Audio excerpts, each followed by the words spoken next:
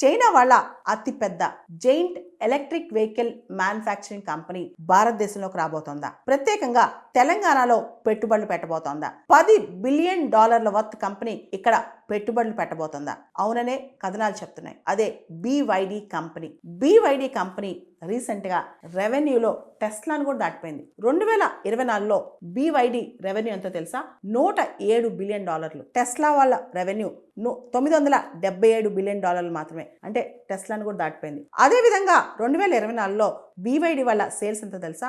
4.27 million vehicles. అయితే Tesla sales 1.79 million vehicles మాత్రమే. అంటే ఒక పక్క టెస్లా సేల్స్ యూరోప్ లో, చైనాలో బాగా డిక్లైన్ అయిపోతున్నాయి, తగ్గిపోతున్నాయి. BYD సేల్స్ పెరిగిపోతున్నాయి అనమాట. BYD చాలా రైజ్ లో ఉంది. అయితే BYD కంపెనీ భారతదేశంలో పెట్టుబడి పెట్టాలని మొదటి నుంచి ఆలోచిస్తోంది. ఇప్పుడు వచ్చే ఇన్వెస్ట్మెంట్ ఏదైతే ఉందో అది బిగ్గెస్ట్ ఇన్వెస్ట్మెంట్ అని చెప్పొచ్చు. BYD అది తెలంగాణకి రావడం ఇంకా ప్రత్యేకం. ఎంత కాంపిటీషన్ ఉన్నా తెలంగాణకు వస్తుంది. అయితే BYD ఈ China electric car manufacturing company ఏదైతే ఉందో, electric vehicle manufacturing company European union లో వాటి వెహికల్స్ చాలా యూరోపియన్ యూనియన్ చాలా దేశాల్లో కొనుక్కుంటున్నారు. కానీ ప్రాబ్లం ఏంటంటే EUలో వాటిపైన విపరీతమైన పన్నులు. అందుకని చెప్పి BYD కూడా డైవర్సిఫై చేసుకుంటుంది అనమాట.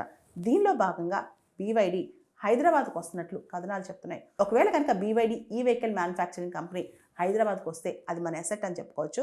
అదొక అద్భుతం అని చెప్పుకోవచ్చు. దీనివల్ల మనకి చాలా ఉపయోగం ఉంటుందని చెప్పుకోవచ్చు.